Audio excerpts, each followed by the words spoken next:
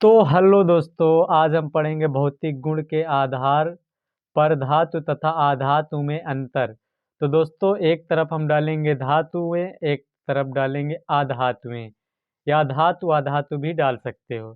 दोस्तों, धातु की तरफ हम फर्स्ट नंबर में देखेंगे, धातु की सतह चमकदार होती है। दोस्तों, जो धातु होता है उसकी सतह दोस्तों कैसी होती है? चमकदार होती है। जैसे सोना, सोना, चांदी, लोहा, ये सब कैसे होती है दोस्तों? चमकदार होती है।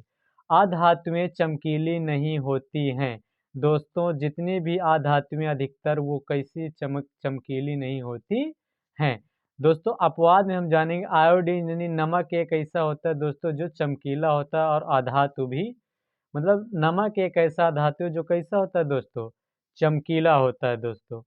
आगे हम बात करें दोस्तों धातु की तरफ दूसरे नंबर की, तो धातुएं सामान्यतः कठोर होती हैं। तो धातुएं सामान्यतः कैसी होती हैं? कठोर होती। अपवाद: लिथियम, सोडियम, पोटेशियम मुलायम होते हैं और इन्हें चाकू से काटा जा सकता है। दोस्तों, लिथियम, सोडियम, पोटेशियम ये तीनों ऐसा धातु है जो इतना मुलायम होता है जिसे तुम चाकू से भी काट सकते हो।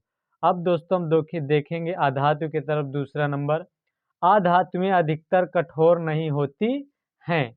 तो जितनी भी अधातुएं होती हैं दोस्तों वो कठोर नहीं होती हैं।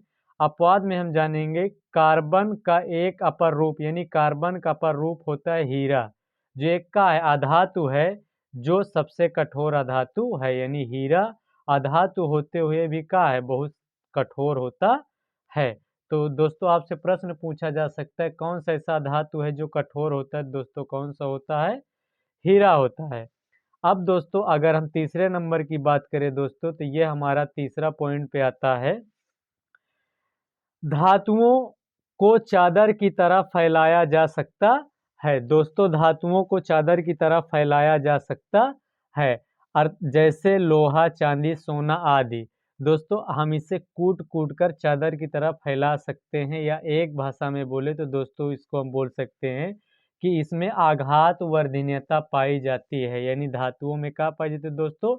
आघात वर्धनीयता। आघात वर्धनीयता का मतलब होता है कि जब किसी पदार्थ को हम पीट कर एकदम चादर की तरह फैला दे। दोस्तों, हम लोहा को पीट के हथौड़े से फैला सकते हैं, चांदी को पीट के फैला सकते हैं, और सोना को भी पीट के फैला सकते हैं दोस्तों।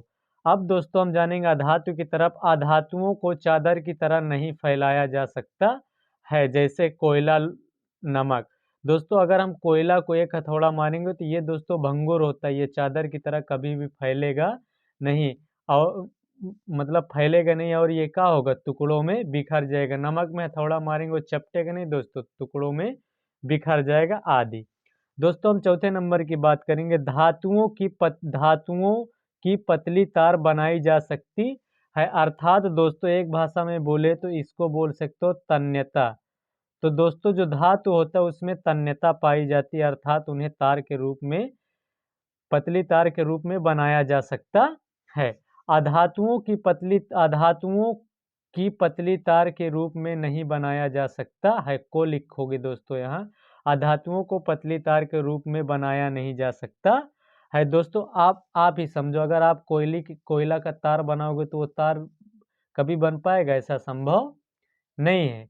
दोस्तों हम अब अगले नंबर की बात करेंगे। हमारा अगला नंबर पांचवा नंबर है, धातुएं सामान्यतः विद्युत व ऊष्मा की सुचालक होती हैं। दोस्तों पहले तो विद्युत मतलब विद्युत प्रवाह, ऊष्मा जो भी है, विद्युत प्रवाह और ऊष्मा से रिलेटेड ये दोनों एक ही समान होते हैं। कि सुचालक, सुचालक मतलब दोस्तों होता है जिसमें विद्युत प्रवाहित की जा सके। तो मतलब धातुएं सामान्यतः क्या होती है दोस्तों? विद्युत व ऊष्मा की सुचालक होते हैं, इसमें विद्युत प्रवाहित किया जा सकता है। दोस्तों अपवाद में लिखा है सीसा एवं मरकरी।